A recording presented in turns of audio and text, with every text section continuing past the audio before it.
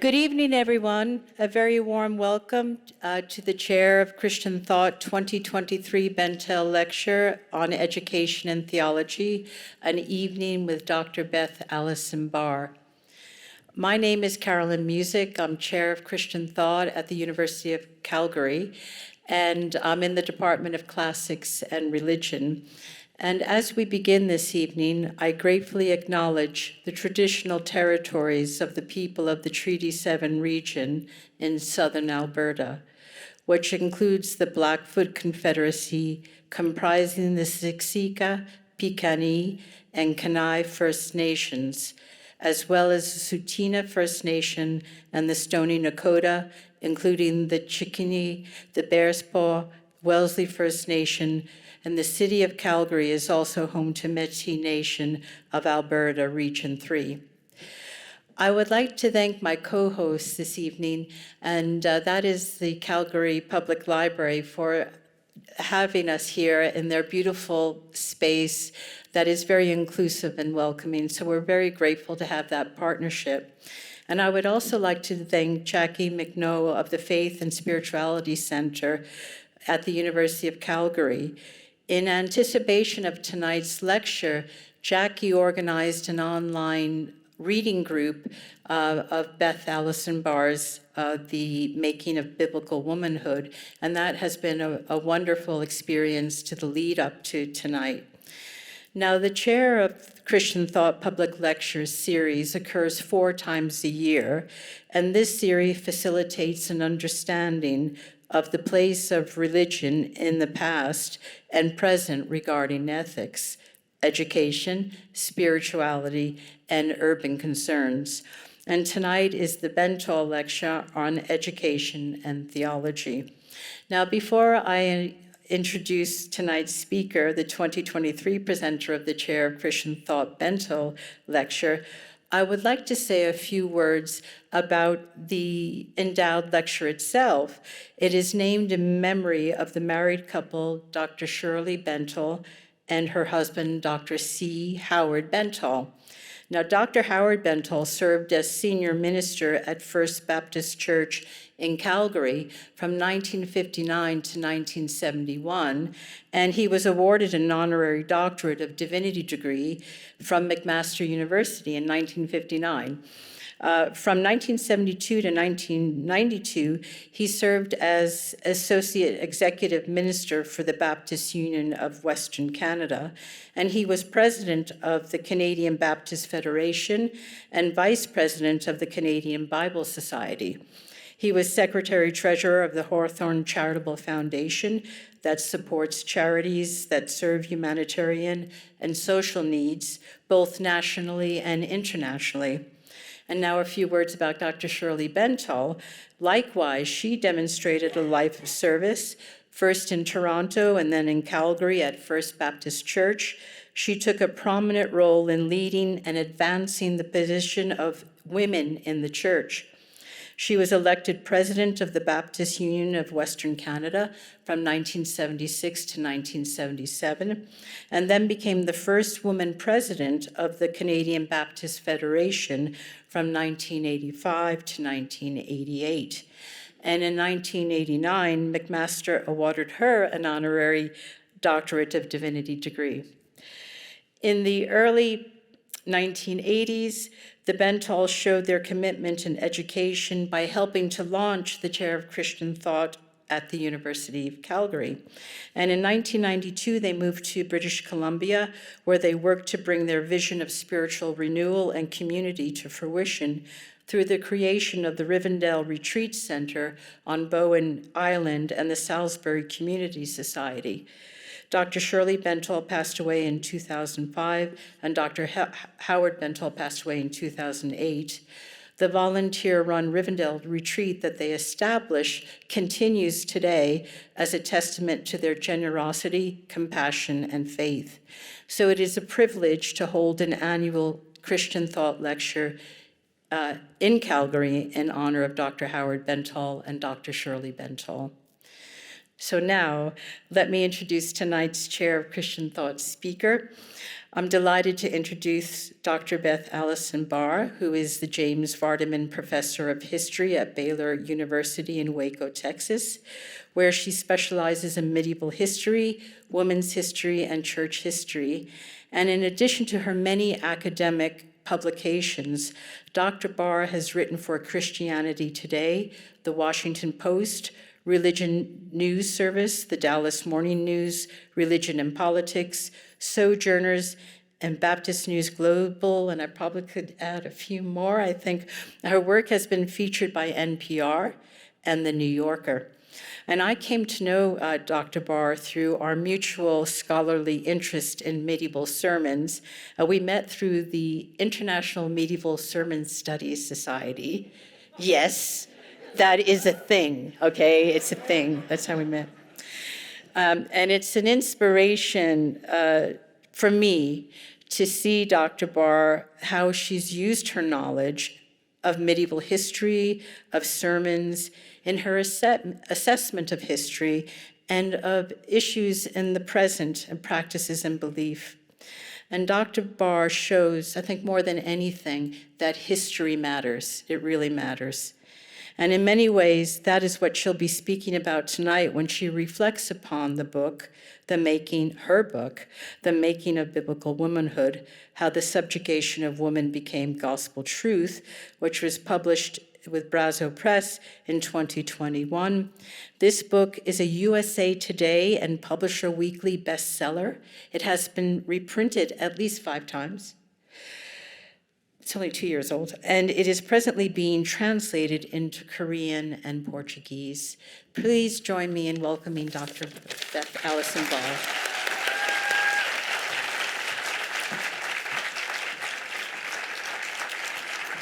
Thank you.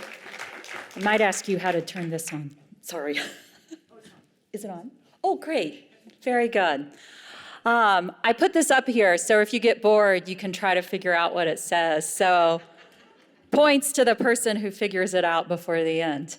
Thank you so much for coming out here tonight.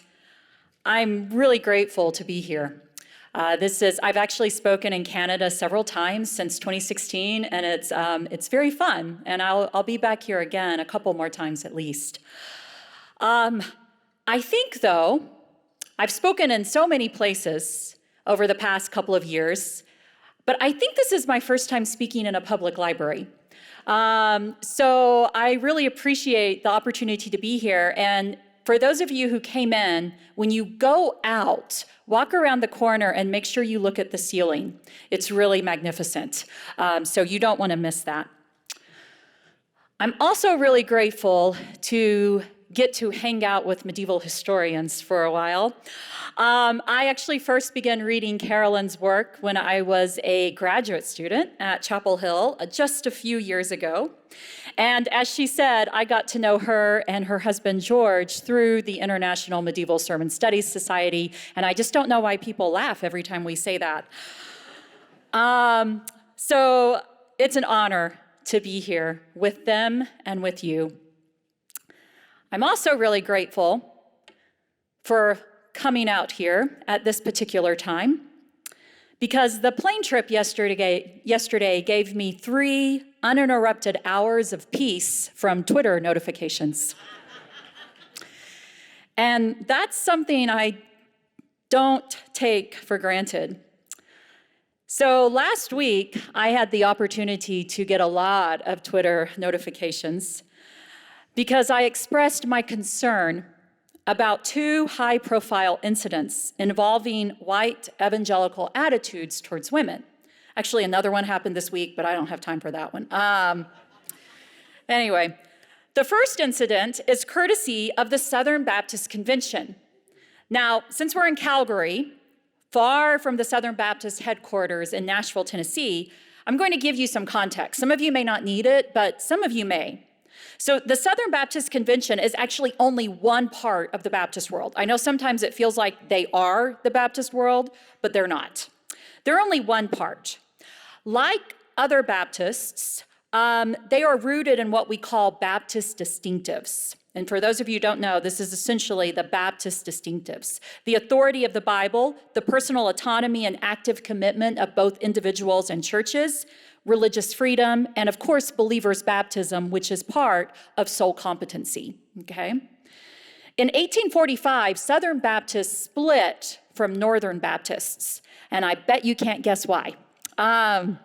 They split over slavery. Now, it's true that the SBC later apologized for both its defense of slavery as well as its defense of white supremacy. But this apology did not come until 1991, if you didn't know that. Today, the SBC boasts around 15 million members, with churches in every 50 of the US states, as well as numerous churches beyond the US borders and even into Canada. You can find SBC churches in Canada today. So now that you know what the SBC is, and maybe some more information about it that you didn't know before, let me tell you what happened last week for those of you who missed it. The Executive Committee of the Southern Baptist Convention voted to disfellowship 5 Baptist churches for allowing ordained women to serve on staff as pastors. Without discussing how this decision to disfellowship churches fits with the Baptist distinctive of local church autonomy, which it doesn't, by the way, this Baptist distinctive of local church autonomy was used by the SBC to explain why they did not get involved in the sex abuse scandal. Okay, so it worked both ways for them.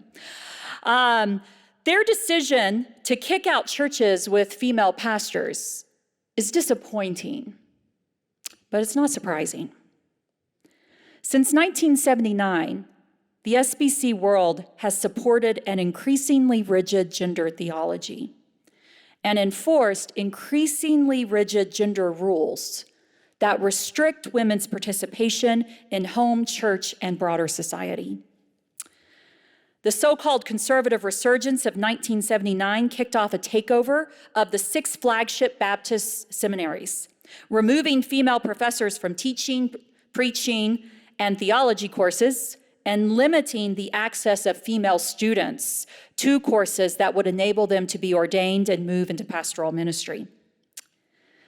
Then in the late 80s and 90s, the architects of this conservative resurgence began formalizing this rigid gender theology into the Baptist faith and message.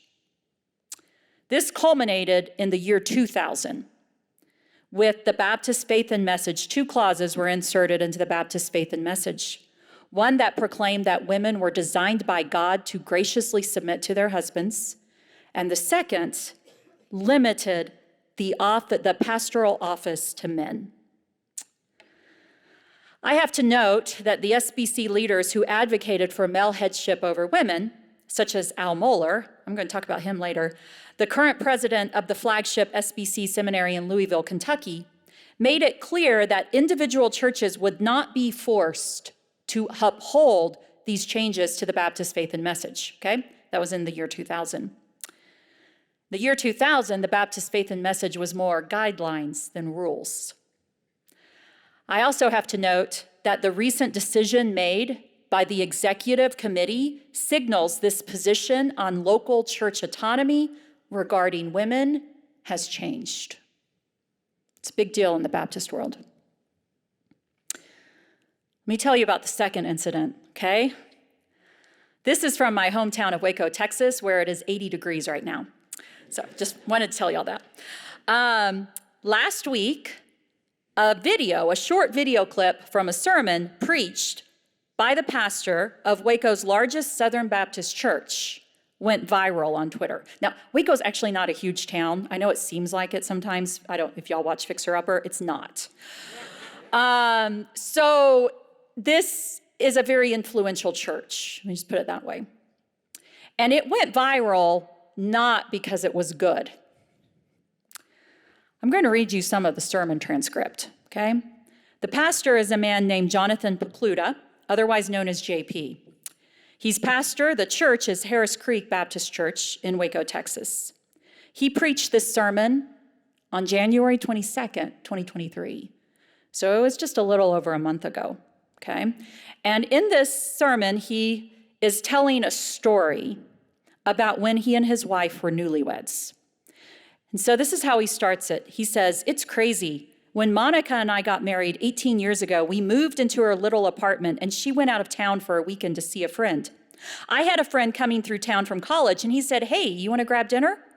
He and I went to dinner. We're catching up over chips and queso, and if you don't know what that is, it's melted cheese. We're having a great time. My new wife is out of town. This woman walked up to us, and I'm not going to do his hand gestures, okay? This woman walked up to us, and she was perfect, physically beautiful. Everything was in the right place. Beautiful. And so I just assumed that she was coming up to my friend because he's got a lot going for him. She turned to me and said, 'Can I buy you a drink?' I look at him and I start to laugh because I'm thinking, is this a joke? Am I being punked right now? She doesn't laugh. I look and I can see she's serious. I say, 'Oh, I'm married.' She says, 'Well, is she here? Because I don't care.' In that moment, it felt like I was struck by lightning. Just listen to what he says here. He says, 'I was terrified and excited all at the same time. I'm a new Christian, so I barely know anything, but I know my wife's out of town. My brain for a minute begins to scheme around. Okay, how do I get us away from him, my friend? What is that going to look like? I need to get her number.' I'm sitting there in the situation, and I hardly know any Bible, but I know Proverbs 5, 6, and 7, which are the saving grace, as he says it in this situation. So he says, 'I looked at that woman and I thought, oh, she hates me. She doesn't love me. She wants my wife to hate me. She wants my in-laws to hate me. She wants my parents to hate me. She wants my unborn children to hate me for just a few minutes of ecstasy. She wants to take my life and burn it to the ground.' And that thought was God's saving grace at that moment." End quote. For those of you who do not know Proverbs 5, 6, and 7 off the top of your head, let me remind you. All three passages warn against adultery, using the adulterous woman motif, which was pretty common in ancient texts, medieval texts too, a dangerous woman who initiates seduction. Proverbs 5, for example, warns against the, quote, "lips of a loose woman that drip honey. Her speech is smoother than oil, but in the end her feet go down to death." Proverbs 6 warns that the price for adultery is higher than paying for a prostitute. For a prostitute's fee is only a loaf of bread, quote, "but the wife of another man stalks a man's very life," end quote. And Proverbs 7 describes the adulterous woman as calling out to men on the street and enticing them into her lair of destruction. Quote, "With much seductive speech she persuades him. With her smooth talk she compels him. Right away he follows her and goes like an ox to the slaughter, or bounds like a stag towards the trap until an arrow pierces its entrails. He is like a bird rushing into a snare, not knowing that it will cost him his life." End quote. Jonathan Pokluda ripped the adulterous woman motif out of the context of an ancient male-focused world which perceived adulteresses as more dangerous than adulterers because they threatened their husband's line of descent. Are her children really his? And insulted his reputation, or as I once heard a pastor say from the pulpit, that she took away his man card, if you've heard that term. Jonathan Pokluda took out this adulterous woman motif and imposed it directly on a 21st century woman in a restaurant. I mean, as many others have suggested, this could have been a misinterpretation going on here.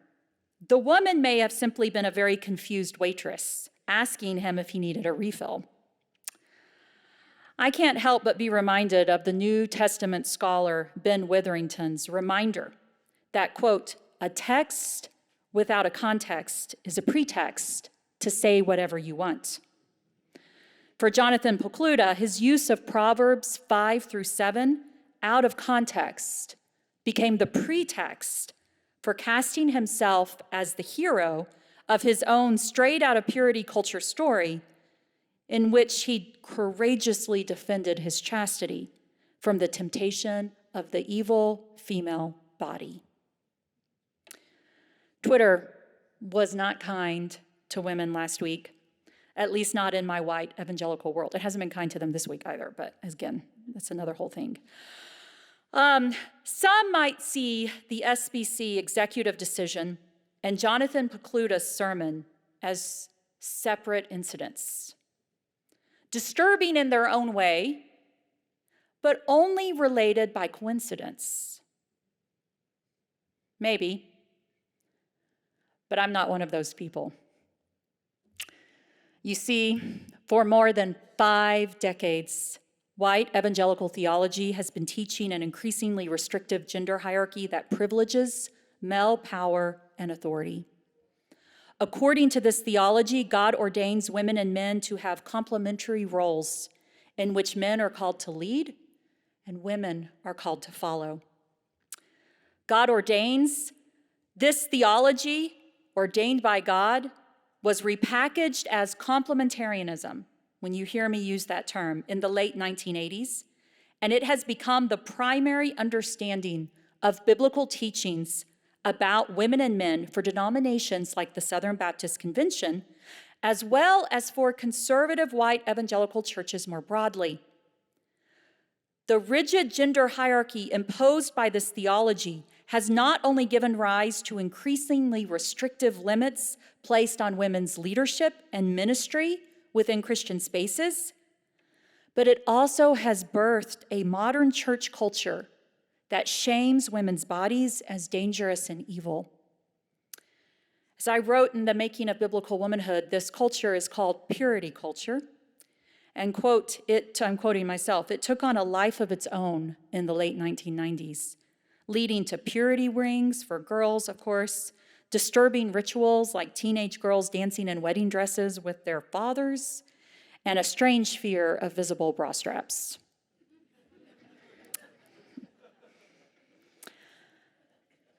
Those of you who have lived it know this. I argue that this theology is not only wrong and dangerous, but it's undergirded by historical amnesia. The reason the SBC is banning women from pastoral positions and a Waco pastor is casting modern women as ancient Jezebels is fueled by a lack of understanding about women in the history of Christianity. Now, we could go a lot of different ways to discuss the historical amnesia of conservative evangelicalism. But y'all, as I keep telling people over and over again, and now I have proof with Carolyn Musick here, I really am a medievalist. I just really am. So let's talk about medieval history. Let's take the SBC first, okay? The language used by the SBC in barring women from pastoral roles, not to mention insisting on the God-ordained submission of wives to husbands, is grounded not only in their interpretation of a handful of biblical texts, y'all. It is not always grounded in the Bible. It just isn't. It is also grounded in their assumption that women throughout church history have always been in this subordinate position, leading them to rewrite female preachers, teachers, and ecclesiastical leaders throughout history as being less authoritative than men. They make past women fit their understanding of present women. This is why Junia, the female apostle in Romans 16, was rewritten without any historical or textual evidence as Junius in the 19th and the 20th centuries. This is why Phoebe, the deacon in Romans 16 who worked alongside Paul in the production of the book of Romans and even carried it back to Rome itself, has been reframed as a servant in many conservative English Bible translations. This is why complementarian New Testament scholar Tom Schreiner dismisses the authority of female prophets in the Hebrew Bible, arguing that the examples of female prophets show women acting only in unofficial and indirect ways. This is a really spectacular argument he makes. He argues that women's biblical ministry is, quote, complementary and supportive of male leadership in the church. It is clear that biblical writers consistently ascribe ultimate responsibility to men for leadership in the church. So he reduces Deborah to a private leader who defers to men. Quote, he writes, the difference between Deborah's prophetic ministry and that of male Old Testament prophets is clear. She did not exercise ministry in a public forum, as they did. I could say a lot of things about his argument, but the main thing is that he's just wrong. Just wrong. Hebrew scholar Will Gaffney shows beyond doubt that biblical women like Deborah not only exercise equivalent authority to that of male leaders like Moses, but that their authority was not actually that extraordinary in the broader context of the ancient Near East. Y'all, history always matters. As Gaffney writes, Deborah exercised the same type of seated judgment as Moses did, even choosing a public location accessible to a broad audience. She wasn't sitting in her parlor. Gaffney also writes that city-states like Mari and Emar and Nineveh show evidence of women serving in roles comparable to those of Deborah and Miriam. Far from prophetic activity of women in Mari to a propensity of female Assyrian prophets, Deborah was far from alone in wielding authority comparable to men in the ancient world that formed the Hebrew Bible. So how does Schreiner come to the conclusion that he does? A conclusion almost completely divorced from historical reality, yet it's printed in a book called Recovering Biblical Manhood and Womanhood that has become the gender Bible of the conservative evangelical world. It shapes so much of this theology. So how did he come to this conclusion? Honestly, the only thing that I can figure is that he was more interested in making biblical women conform to his own ideas rather than the other way around. Which brings me to my favorite complementarian scholar, a man named Kevin DeYoung. Those of you who are laughing know. For those of you who don't know, DeYoung is another well-known complementarian scholar who appears prominently with the Gospel Coalition, Desiring God, and the Council for Biblical Manhood and Womanhood, all complementarian strongholds, all connected to the Southern Baptist Convention, okay? It's a very small world, actually. Kevin DeYoung also wrote perhaps the most infamous review of the Making of Biblical Womanhood, in which he critiques my discussion of the ordination, I told you we were getting medieval here, of the early medieval Irish saint Bridget of Kildare. Again, let me give you some context. Here is the 9th century account of Bridget's ordination, and it is really interesting.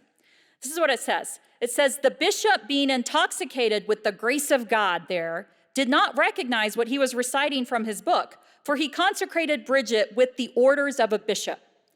And then he said, this virgin alone in Ireland, said the Bishop Mel, will hold the episcopal ordination. While she was being consecrated, a fiery column ascended from her head. DeYoung writes that this ordination isn't real. She is an example of me assuming leadership of women who weren't really leaders. Quote, he writes, the ordination was an accident. Bridget refused to accept it, and the whole incident may have not happened in the first place, he writes, end quote. Hence, it aligns with his earlier assessment that women exercise, quote, a kind of leadership to be sure, but not what most people hear in the term ecclesiastical leader, end quote. Bridget and other medieval women like her may have exercised a kind of leadership. But according to white conservative evangelical scholars like DeYoung, it's not the same as men. It is definitely not as authoritative as men. While DeYoung is right, and this is a point I also made in the Making of Biblical Womanhood, Bridget's ordination is technically an accident. But does that mean she wasn't a bishop? I mean, the text does say, quote, "It was because the grace of God intoxicated the bishop that he read the wrong ordination rites over her." The text also says that a column of fire ascended from her head, signaling to all that God was with the ordination. And the symbol of fire over her head is a pretty common image for people who have the word of God coming through them. I'm thinking of another medieval preacher, Hildegard of Bingen, who very commonly is depicted with the flame above her head. Kevin DeYoung may not accept Bridget as a bishop, but I think God did.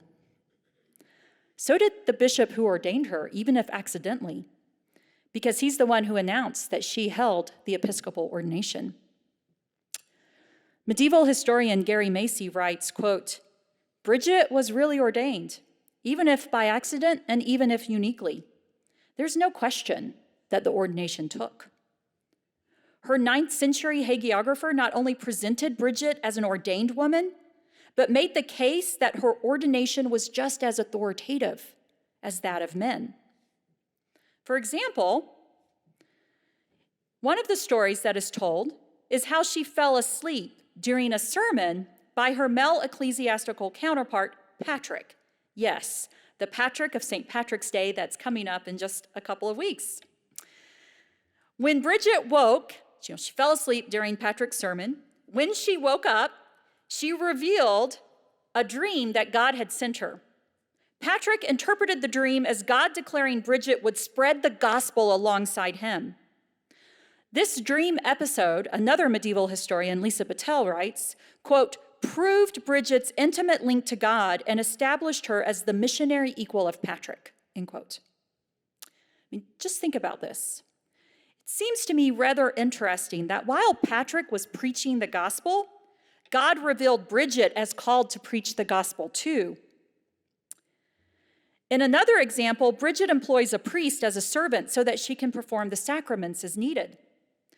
In the gendered logic of the 8th century Christian establishment, Bentall writes, "Bridget did not baptize a man in church, but wrought a miracle of conversion in domestic space. She could not act as a priest, but she took a priest as her servant," end quote. Sure, Bridget didn't perform the baptism herself. She just gave the orders for when it should happen. Who's more authoritative here? The one who does the work or the one who orders the work to be done? It's just a question, y'all. DeYoung may refuse Bridget the title of bishop, but that doesn't change the fact that Bridget was one. It doesn't change the fact that she was recognized as authoritative by her medieval community, which, all kidding aside, I think should carry more weight for us than the opinion of a 21st century white early modern scholar who's built his career on denying women's leadership.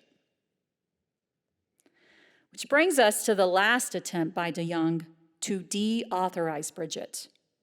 His question, are the hagiographical counts even true? Let's think about that. Have you ever thought about why male clergy, already invested in limiting women's leadership, would bother making up stories about powerful women who exhibited that leadership? Maybe the better question is, why did male hagiographers tell stories about powerful women leaders that contradicted prevailing attitudes about women? Is it because they couldn't suppress the reality of these women?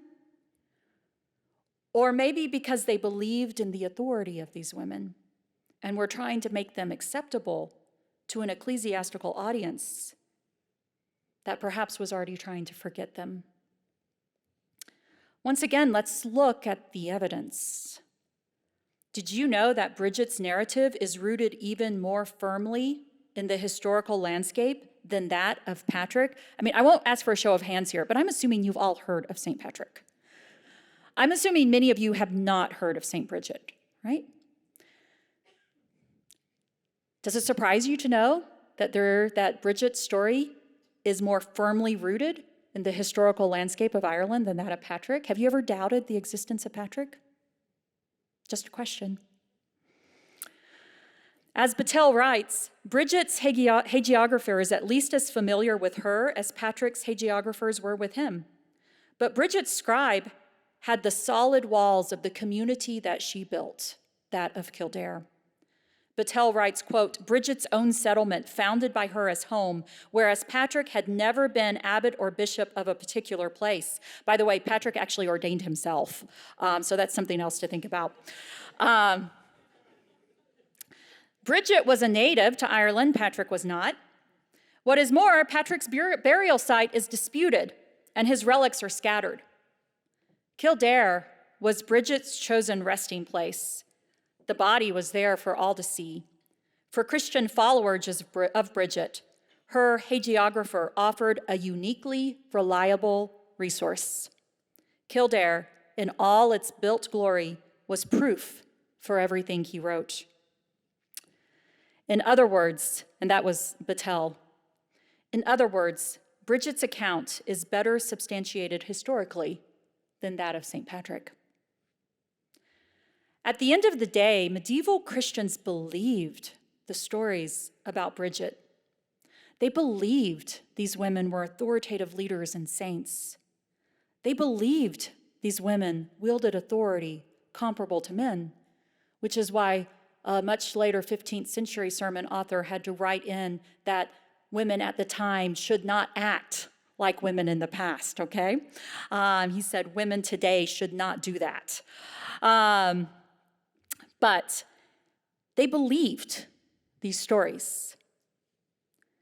As for Kevin DeYoung and other white evangelical conservative scholars like them, well, their assessments about medieval women's leadership are just as unsurprising as the decision made by the SBC Executive Committee last week. I mean, when folk refuse to see history from any other perspective except their own, why should it surprise us when they can only see themselves? Y'all ready for one more example? Let's have another example of how modern evangelicals have rewritten definitions to write women out and emphasize masculine authority.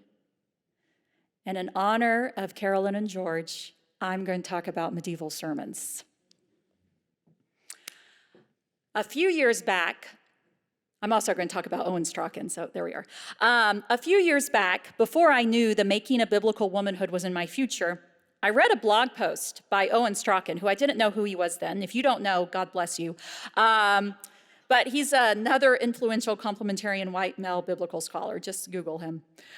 The blog post he wrote, which you can also Google, was titled, "The Emergent Church Called, and it Wants Its Wobbly Tables Back." Now, that probably doesn't make any sense to you. I actually, when I first read this blog post, I was teaching a class on medieval sermons, and I sent it out to my students. It was sort of a thing we were talking about, and I renamed it The Ode to the Wooden Pulpit. You'll get that in just a moment. Listen to what Owen Strachan writes, and he's now, I think he's provost of Midwestern Baptist Theological Seminary, which is one of the 6 seminaries. So what he writes, quote, "Ditch the wobbly table, throw the janky music stand in the dumpster, kiss the last vestige of emergent church influence goodbye. Take some resources and commit them to an actual pulpit, a sturdy, beautiful, spacious structure. Not everyone can go full Geneva and have a massive pulpit, but by all means, let the preacher spread out his notes. Let him grip wood as he lets it rip, as the word of God rings out." This is what he wrote, y'all. "As the glory of God takes declarative form amidst the body of Christ, the true church stands forever, sturdy, solid, and victorious," end quote. I could spend the rest of this talk comparing Owen's ode to the spacious, sturdy wooden pulpit to the Gospel Coalition's very unfortunate article yesterday comparing the masculine role in sex to that of a priest depositing his sacrifice on the altar. And I'm not joking about that. You can go read that. Actually, don't read that. You will really regret it. But if I did that, that would really take us off course. So let's just talk about Owen here. I'm quoting him to emphasize the obsession with many modern male pastors and evangelical denominations with the sermon. Not just with the sermon, I like sermons, but with the sermon as the high point of the worship service, delivered from a central point in the sanctuary by a male priest, often standing behind a symbol of his authority. For Owen, this is a large, sturdy wooden pulpit that he grips very hard. I'm sorry, y'all.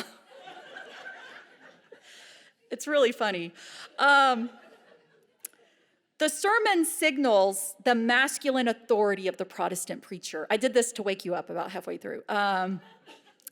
His ability to proclaim the word of God authoritatively in the sanctuary of God on the day designated by God for worship, from the Protestant perspective here. Indeed, the male privilege of the pastoral office is symbolized by the Sunday morning sermon, which is exactly what the Southern Baptist world is fighting about right now. This is why they got so upset with Beth Moore when she preached a Mother's Day service on Sunday morning. And that's actually what led to a lot of this, okay?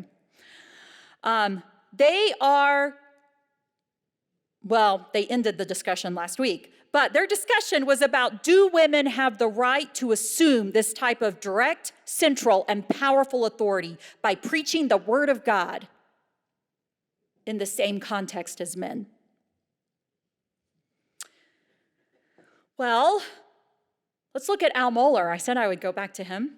Who's Al Mohler? Again, God bless you. Al Mohler is one of the architects of the conservative resurgence. He is one of the architects of the Baptist Faith and Message, 2000. He is currently the president of the flagship Southern Baptist Seminary in Louisville, Kentucky, okay? And on May 10th, 2021, he wrote on his blog, The Briefing, that, quote, "The only way to affirm women serving in the pastoral role is to reject the authority and sufficiency of biblical texts, such as 1 Corinthians 14 and 1 Timothy 2. Furthermore, the Christian church, in virtually every tradition through nearly 2 millennia, in almost every place on earth," I love his boldness, "has understood these texts clearly. In most churches around the world, there is no question about these texts." It's like an undergraduate paper, you know. Declaring, the global relevance of everything they're saying. Okay. In Baptist ecclesiology, office and function, preaching and being a pastor are precisely the same thing. Who is your preacher, he writes? Whoever is doing the preaching. And this, according to Mohler, should never be women. Also, according to Mohler, throughout the entire history of the church, it has never been women. Do I need to tell y'all that that's not true? As a medievalist, I know this understanding of the sermon as symbolic of masculine God-ordained authority is a historically recent development rooted in Protestant theology that literally wrote women out of theological leadership. Indeed, my current medieval book project, not the ones I'm writing for Brazos, this is another one, my academic monograph, focuses not on women preaching per se, which medieval women did, you can just go read Carolyn Musik's work, but on women's collaboration in the creation of sermons preached to women and men. Let me say that again. I interrupted myself. I'm talking about not just women preaching sermons, but women's active involvement in the creation of sermons. So I'm going to go fully medieval on y'all for a few minutes. Is that okay? Can y'all handle it? Okay. This is certainly something you're not going to find in a Baptist seminary. A few years back, a medieval scholar named Ileana Corribari published a book entitled Vernacular Theology, Dominican Sermons and Audience in Late Medieval Italy. In this book, Corribari examined over 50 manuscripts of late medieval Dominican sermon literature, and Dominicans were monastics that were founded in the 13th century. You might know them best as inquisitors, okay? So that's who Dominicans are. They were the preaching friars. She found that the Latin model sermons mostly produced in vellum, and that's just the word for leather, okay? So for animal hides. So the Latin model sermons, mostly produced in vellum and illuminated, decorated, fancy, were, quote, nearly always attributed to male religious institutions. Okay, they were mostly written by men for men. The vernacular manuscripts, and that's the language that people spoke, so not Latin, Italian in this case, in my case, Middle English.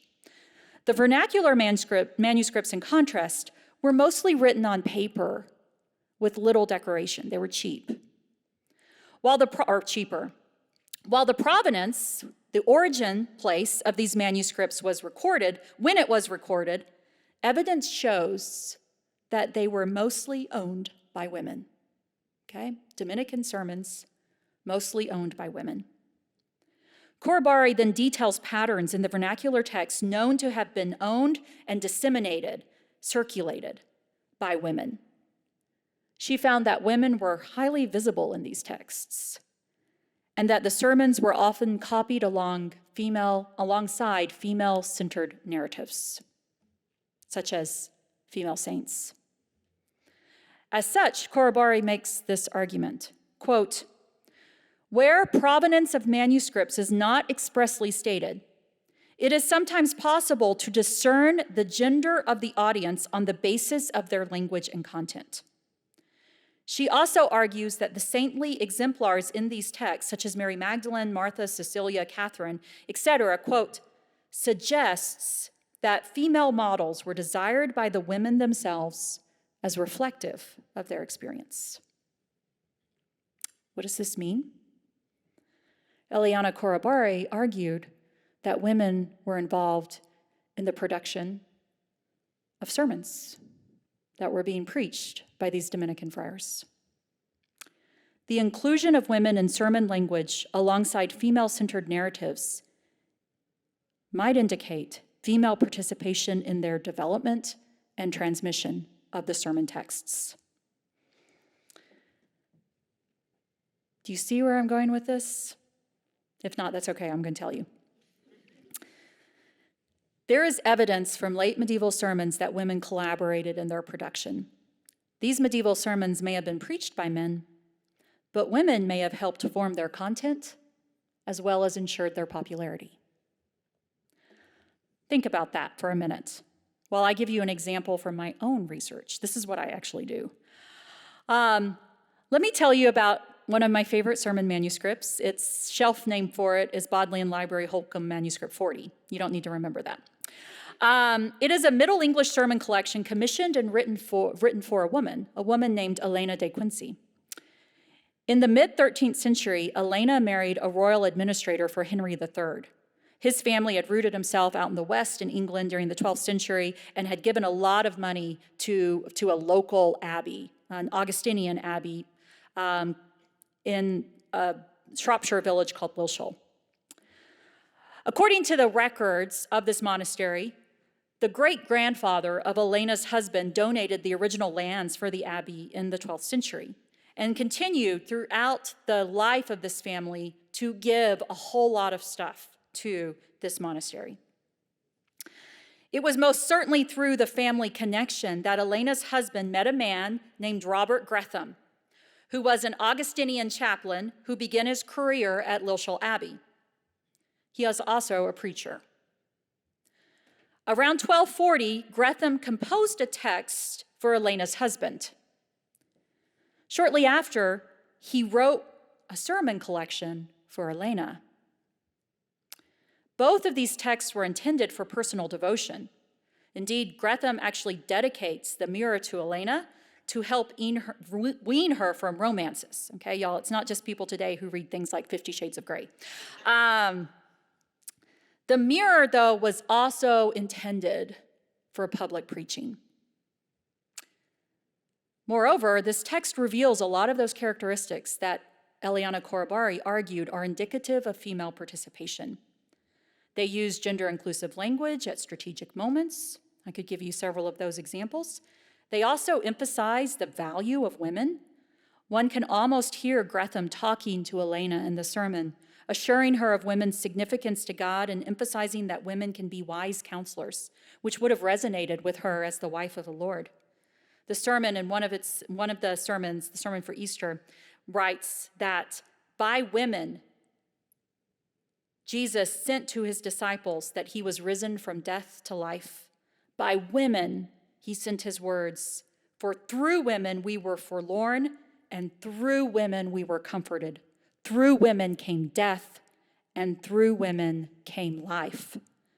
Through women came first death into the world, and through woman was the first life that ever shall last. All that women did in Adam was amended for women in Christ. And women should not be ashamed that Adam sinned, because through her and through Christ, Adam was amended. No one shall hold women in despair when she gives good counsel. It is no wisdom to despise that which God loves. I think some of these guys need to hear that to listen to the words of women. The Mirror also included a lot of female-centered narratives, saint lives. More than half of the sermons contain these female-centered narratives.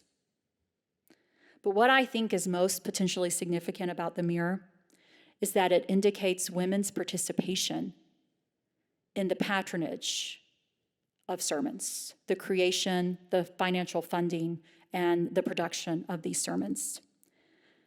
Not only that, but we have evidence that when one woman in a family was involved in this type of patronage, other women in her family also were. It follows through their line. And 100 years after Gretham wrote the Mirror, another Augustinian canon wrote a sermon collection called John Merck's Festial, which you may remember from the Making of Biblical Womanhood if you've read it. It's the most popular sermon compilation in late medieval England. It's also the most popular printed English text before the Reformation. And it was written at an abbey with an established history of producing preachers, vernacular sermon literature, and cooperating with women. It also contains some of the most gender-inclusive language, as well as female-centered narratives. Sorry for getting so medieval on you. Let me tell you my point. Owen Strachan assumes that the sermon is a male privilege, symbolic of male authority ordained by God. Al Mohler declares that women throughout the history of Christianity have not been involved in preaching, at least not by faithfully Orthodox Christian women. But I know as a medieval historian that the idea of the sermon as the product of a single authoritative man is a modern development, that it is not indicative of the entirety of Christian history, that throughout the course of Christian history, from Phoebe, who participated in the production of Romans, to Elena de Quincy, who participated in the production of the Mirror, women have played a continuous role in both the creation and the performance of sermons, with or without the pulpit. Women have not only preached, but women have helped write the words that are preached. So what does it mean for male authority if women participate in the production of the words that they write? Can men really claim that preaching, and by extension the pastoral office, is reserved only for men if women are involved in the construction of authoritative religious texts? I suppose Kevin DeYoung will try to write women's participation in the production of sermons as not so important, certainly not as important as the person preaching the sermon. Sort of like we try to explain that the pastor who guides our children is not as important as the pastor who guides the adults, which is why women don't get the title of pastor in many of these churches. Is that really true? Or is it simply one more example of how the rules are rewritten to minimize the significance of women? We're getting to the end, y'all. I'm going to show you some pictures. I haven't talked about Jonathan Pokluda's sermon yet. Do y'all remember me talking about that? I'm actually not going to say that much more about it. I mostly said it because I want to leave you with the question. If you remember Pocluta's sermon, it sexually objectified a woman's body and proclaimed it as the evil temptress. And I'm using it intentionally here because when you objectify a body, you do not see it as human. It is important to note that Pocluta apologized for his words later. Not as late as the Southern Baptist Convention apologizing for slavery, but nonetheless. But when he preached this sermon, I don't think he saw anything wrong with his words. Because when he preached this sermon, he was simply portraying women from the perspective of his white, conservative, evangelical world. A world which continuously rewrites the authority of women as less than men. A world which denies women access to the symbol of Protestant ecclesiastical authority, the sermon. And a world which proclaims a theology that eternally subordinates women to men and emphasizes their God-ordained role as stemming from their sexual production, their sexual roles. What Jonathan Pocluta said was wrong, but I understand why he said it. He said it because the only way he has been taught to see women is as under men. So I said repeatedly, including in the Making of Biblical Womanhood, ideas about women matter. When men are taught to see women as less, it's not surprising when men treat women as less. I want to end with an experience that I had recently. Now I have to do two things at the same time. I have to hit the PowerPoint. It's an experience which I actually describe in the foreword to a forthcoming book that I highly recommend to you all. It's by a New Testament scholar at Northern Seminary named Nijay Gupta, and it's called Tell Her Story. And it is about women in the biblical world. This is how I chose to open his book for him. And by the way, y'all, I don't write forewords lightly. This is actually the first one I've agreed to do. Last April, I went to England for the first time since COVID. I took several graduate students with me. It was a lot of fun. And I was working at Salisbury Cathedral on a sermon manuscript called Jacob's Well that I had been wanting to see for a long time and never had actually seen the text. And as I was waiting for my appointment with the archivist, I had some time to kill. And I remembered how one of my students had told me, in fact, she actually sent me a text that morning and said, Beth, go see St. Thomas in Salisbury. So I went. There's a church right there behind me. This is the parish church of St. Thomas and St. Edmund in Salisbury. It's just really not very far at all from Salisbury Cathedral. It was founded in the 13th century to provide the workers who built Salisbury Cathedral a place to worship. But most of the church dates from the 15th century. And the reason my graduate student wanted me to go is because of that mural that you see stretched right up here. I'm going to give you a picture of it closer. It's a judgment mural. Can you see it there? It was painted sometime between 1470 and 1500. It shows the resurrected Christ sitting on a double rainbow in judgment over the saved and the damned. His colors are so vibrant. It's just been restored. Vibrant robes of red, blue, gold, and green drape the 12 disciples lined up at his feet. Angels with trumpets and wings welcome the blessed into the streets of heaven, and scaly demons drag unrepented sinners into the jaws of hell. In fact, you might be able to make out the Latin inscription that says, "There is no escape for the wicked," making sure viewers understood their fate. It's pretty stunning to see in person. And it's not the only painting in St. Thomas. 3 more late 15th century paintings can be found in the interior of the stone arches separating the nave from the Lady Chapel. It's off to the side of the nave. Although less well restored and much smaller than the depiction of the final judgment, they show scenes just as significant to medieval Christians. The Annunciation by the angel Gabriel to the Virgin Mary, the visitation of Mary to Elizabeth, and the adoration of the Magi. There you can see them. I stood there for quite a while. mostly looking at the center image in which Mary, her visibly pregnant body juxtaposed with her long flowing hair, the symbol of her virginity, greets her also visibly pregnant cousin.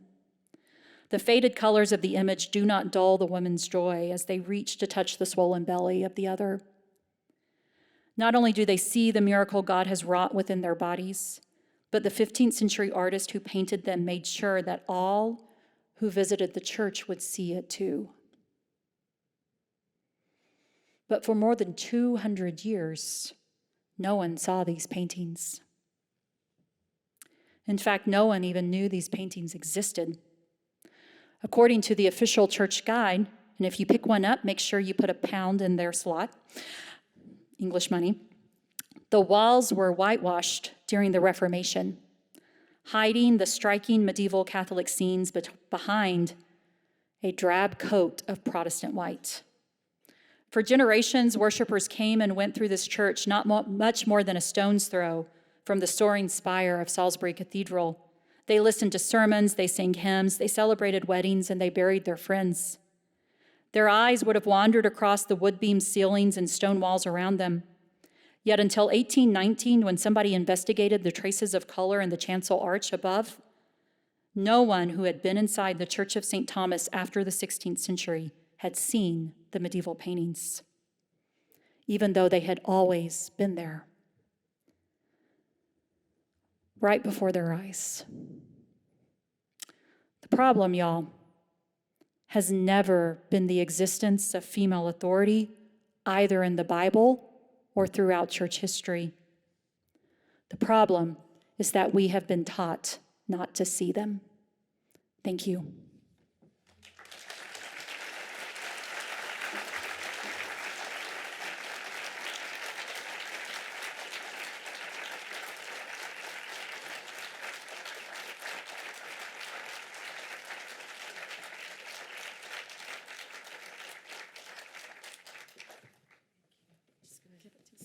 Thank you so much. Thank you so much, Beth, for that, Dr. Barr, for that amazing talk. Now, I know there's going to be many questions, and as we're all sharing this learning experience together under the pressures of the finiteness of time, so I respectfully ask the audience if, when you have a question, if you could just keep it short. I know that's so tricky because we want to ask Dr. Barr so many things, and so many ideas have come flooding through. But if you could just be precise, because then that will increase the time we have, which is finite. As I said, 25 minutes we have for questions. So we will start questions right now. So please do raise your hand if you have a question.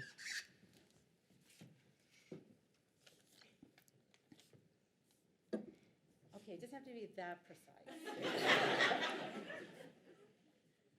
Yes, right here. If you don't ask questions, I'll start making you read that first screen. Thank you so much for this discussion. This was really great.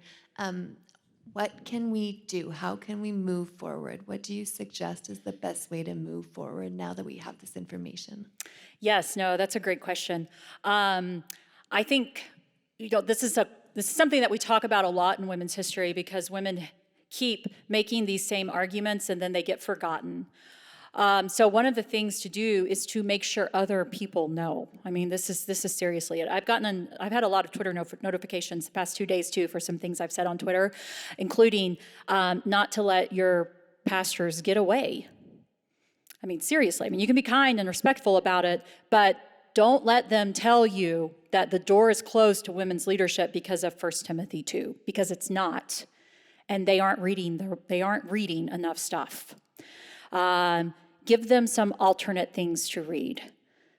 Get other people. One of the best things, Kristen Dumais and I talk about this a lot, how amazing the evangelical book clubs are. I mean, y'all, this is just an incredible power to read books with each other and then to spread those ideas. That changes things. I'm a historian. That changes things.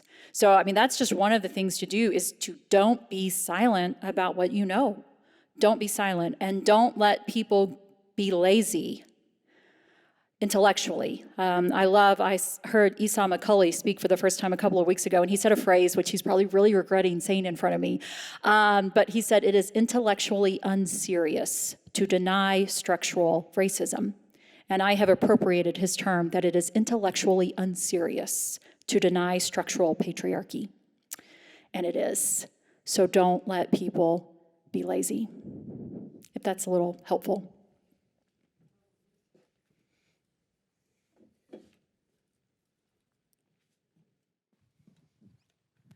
So I just want to say thank you. Oh, thank you. So having read the book and opened my eyes and my brain, thank you. And thank you for telling us to go out there and be free, to ask questions and to kick over some piles of things that shouldn't be lying in front of us. So I know you take a lot of flack on Twitter, and I sometimes when I read them, I think, wow, she's so brave. But I also appreciate that you're doing it for a reason. So thanks. Thank you for that. I appreciate that. I think I see one up there.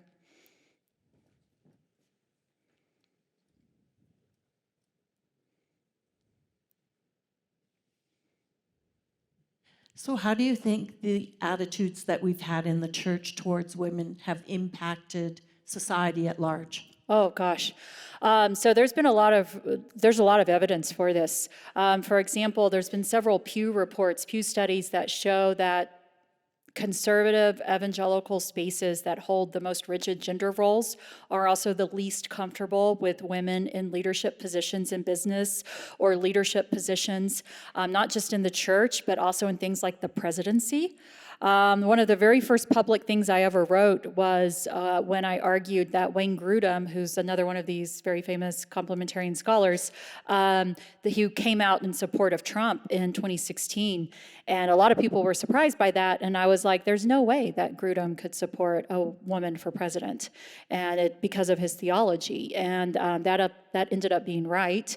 And so it trickles out, these attitudes. When you believe that there's something about a woman that makes her unable to teach in the same way as a man, then it is no surprise at all that that carries over into other spheres of life. So it impacts, I'm teaching suffrage this year with my students, and they were pretty surprised to learn that until the 1970s, that it was actually legal in the US to deny women loans without having male cosigners, and even to have checking accounts, et cetera, without male cosigners. And this is clearly, while this is not just a fault of theology, it is tied up within this rigid patriarchy that impacts every aspect of our lives. Thank you.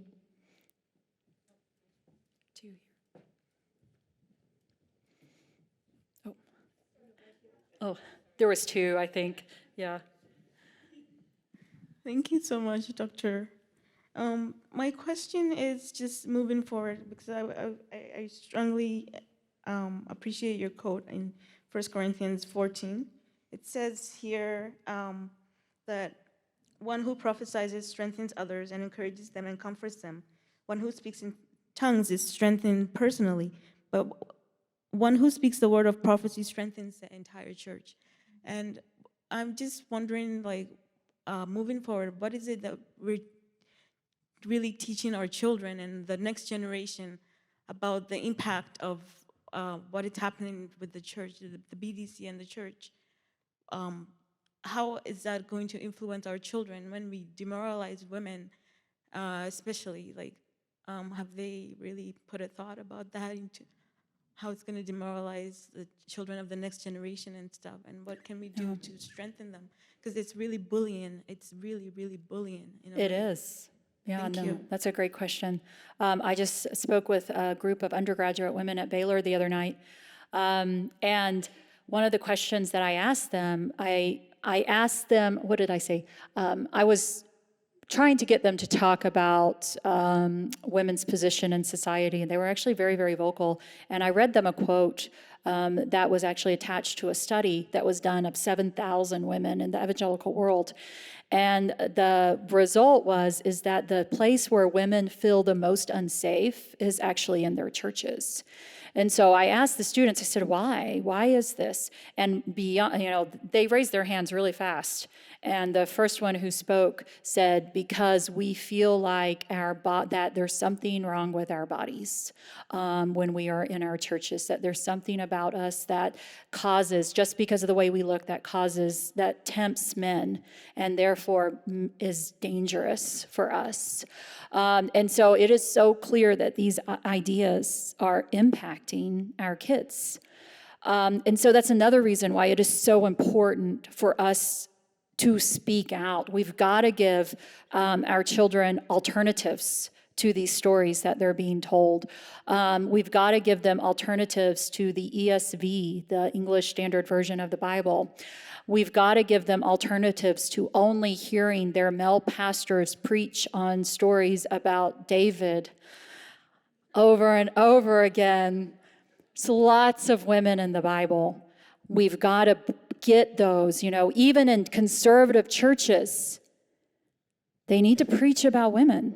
They need to bring women back into the story. And so I think that is one way to encourage and empower the next generation, is to let women be seen in their faith. We know this as a college professor. I know this. I know that if you want to attract students from more diverse backgrounds, you've got to have professors that look like them. We know that if a professor looks like them and is teaching from a particular, whatever they're teaching, it'll encourage that student. That student will be like, I can do that too. We need to see people who look like us. And we need our preachers to preach about women. So that's what I would encourage. If we want to empower the next generation, we've got to write women back into our evangelical faith. Thank you.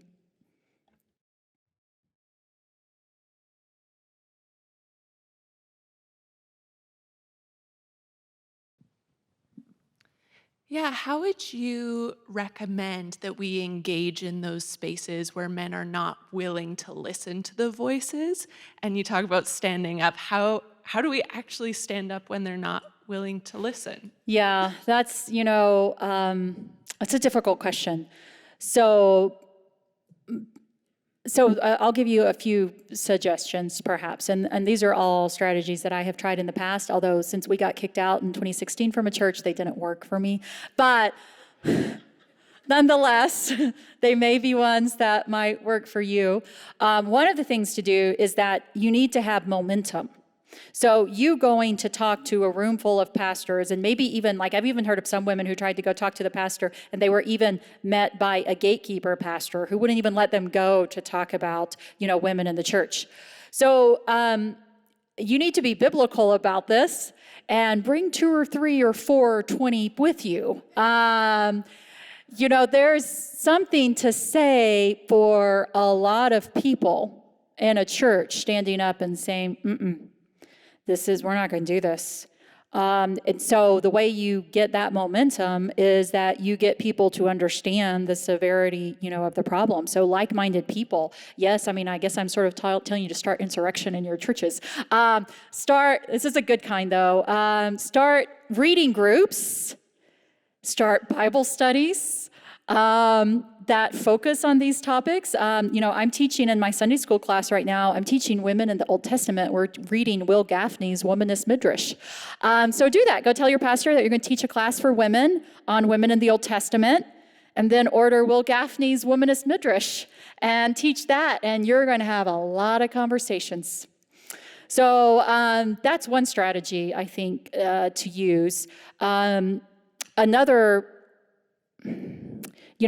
strategy that may or may not work, but again, you have to raise recognition to the problem. And one of the things that you can do is, I think even if men will say, no, women can't be in leadership over men, you're like, okay, but don't you want to make sure that we don't have sexual abuse cases in our church? We know that women are more likely to tell what happened to them to other women. So don't you think there should be women in some leadership positions, even if they're under the authority of men, that can help take care of the women in these ways? And most male pastors will be like, yeah, that's a good idea. And then once you get women in those, I actually said this on a podcast a long time ago with Michael Bird, and Al Mohler said it was my secret plan, and I was like, yeah, it's my secret plan. Put women in leadership. And that will help get women in more places in leadership. So even just teaching a Sunday school class, get women in leadership, and it will lead to more women in leadership. This is why they're terrified of letting women even do those things, because it does change the culture. I mean, once you hear Beth Moore preach, there's no going back.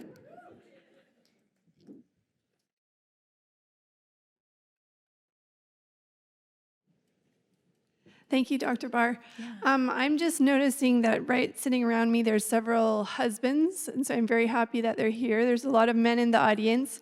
I'm wondering, just keeping on with that tangible, what we can do specifically right now, what can we learn from history about men's role in supporting women to apply today? Yeah, well, I mean, I told you one today. I told you about Bridget.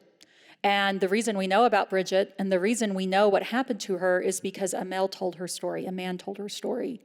And a man told her story in a way that promoted her as a woman worthy of being a saint, a woman worthy of being recognized as an ecclesiastical leader. And this is significant. I mean, as I said, this is the reason we still remember her name. And so I've said this to many people, that men need to actively work to put women forward. Sometimes this means you have to step back. But you need to find ways to put women, invite them onto committees, put them in, anytime you can put them in positions where people can hear the wisdom of women and see God working in women. This will help change the conversation. But sometimes it means that you have to step away in order, it's not a zero-sum game. I always tell people it's a lift as we rise. But sometimes we do have to step sideways so that somebody else can step beside us. And so sometimes I think some men maybe need to scoot over and let some more women to the table.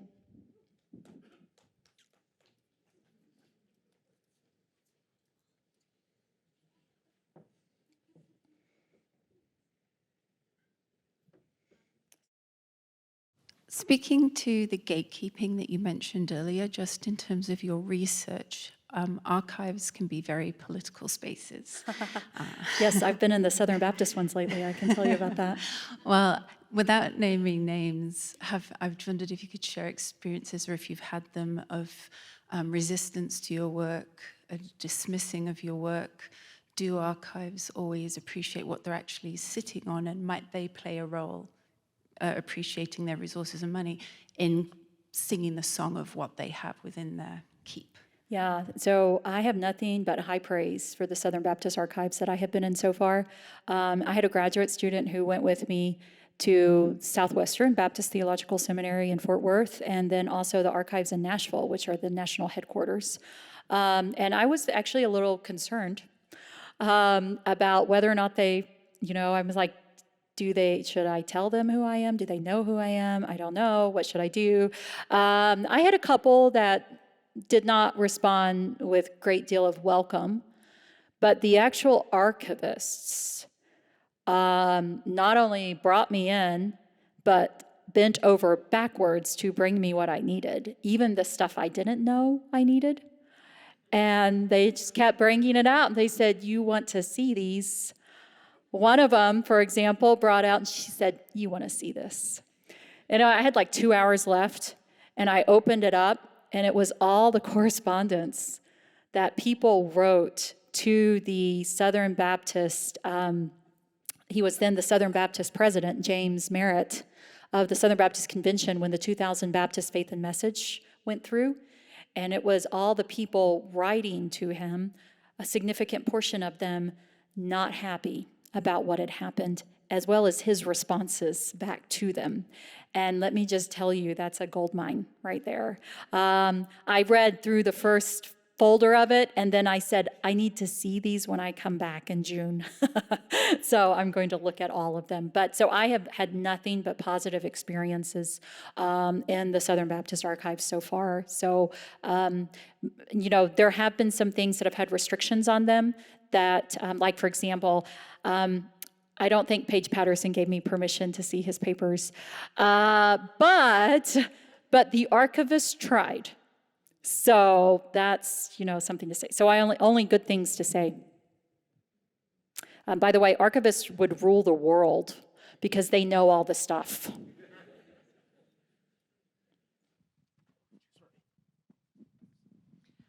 So as someone who grew up in Texas in the purity movement, homeschooled in Southern Baptist churches, how do you stay in it and refreshed and emboldened? And because for me personally, it's really hard to imagine going back into those spaces and being as emboldened as you are. Well, I will have to clarify. Remember, I said the Baptist world is a really big world. Our church isn't Southern Baptist. Originally it was, because it was founded in 1879. It's a very small church, too. It was founded in 1879. I'm pretty certain they've kicked us officially off the rolls by now. We haven't sent messengers to the SBC in a long, long time. So technically our church is General Baptist Convention, not Southern Baptist. So that's helpful because I'm not actually in a church that denies women space. We have a long history of women in the pulpit at that church. It's one of the reasons that my husband and I were attracted to it. So I think that helps a lot because there are no limits on, and I don't really want to preach. I love teaching, but there's no limits on women doing things at our church, so that's helpful. I think the other thing that is really helpful is that there are a lot of people in my life who stand with me on all of this. My family stands with me. I'm not having to fight inner family battles about any of this. I also have a supportive husband who has been in this with me from the beginning. And one day I should tell his story, but anyway, so that's also been very helpful. I think too is that I have always known that this isn't God, that this is people who have messed up. And that keeps me focused. We can fix people problems. So that's what we're trying to do, is fix people problems.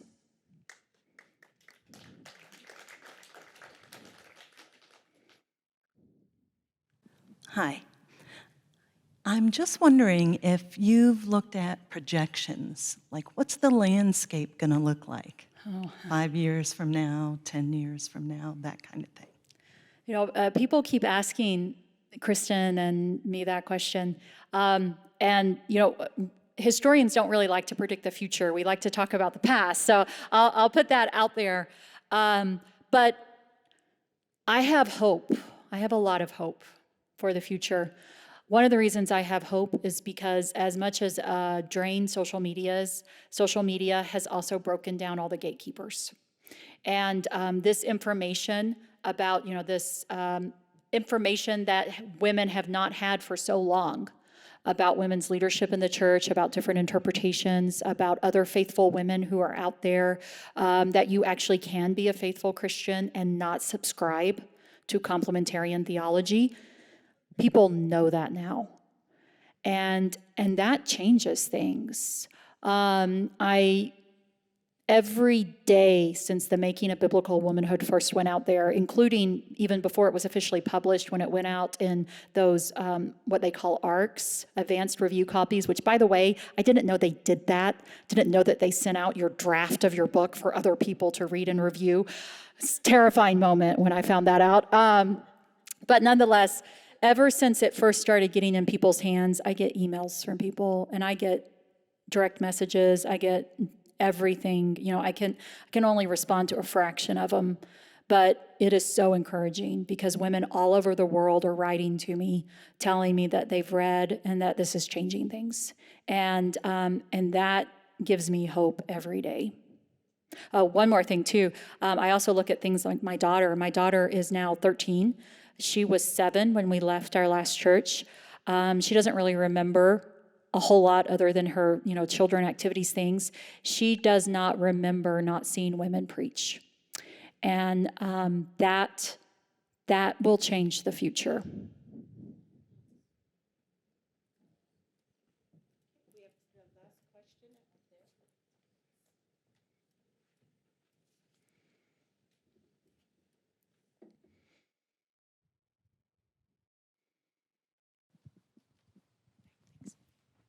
Hi, thank you for your talk. I'm just wondering, as a historian, how do you look at, as you brought up so many great examples, how do you, when people respond saying, yeah, these women were just one-offs, or these were not intended to be the norm, what do you say?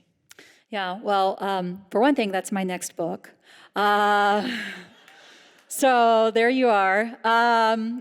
It's called Becoming the Pastor's Wife, but it's telling the story of women's ordination and how that ties into the story of the role of the pastor's wife.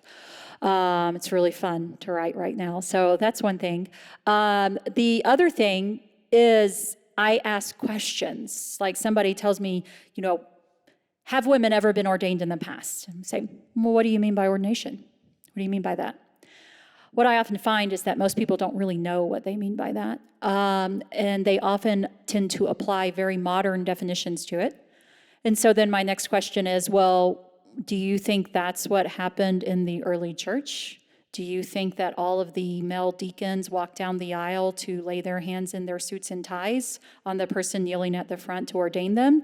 What do you think ordination looked like in the ancient church? That usually gives people a lot of pause. Usually they can't answer that, which helps get the point across that ordination has not always been understood in the same way. And if you can get people to that point, you can get them to pause, then they will start thinking about it. The second thing is to get them to think about why they diminish women's work as less than men. Why does it matter less for somebody to teach children than to teach adults? Why? You tell me why that matters less.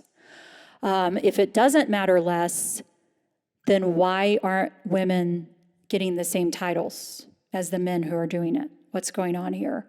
So if we can get them to think about why they are denigrating women's work, and why they are saying, well, Bridget wasn't really a bishop because she didn't perform at the altar.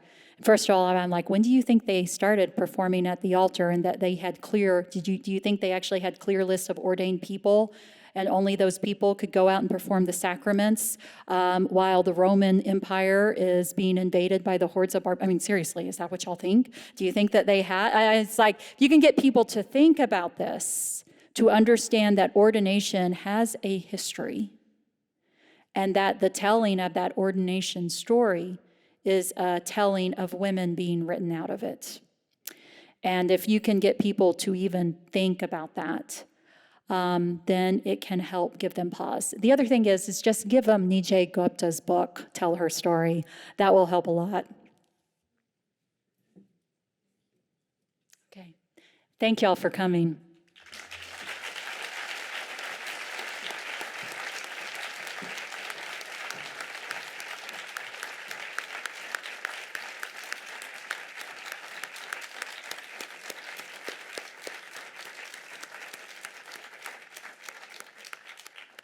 I was just about to ask you to do that for Dr. Barr, but you did it anyway. But I want to thank the audience, too, for fabulous questions. Thank you so much for featuring the range of Dr. Barr's knowledge and experience with this, with these issues and questions.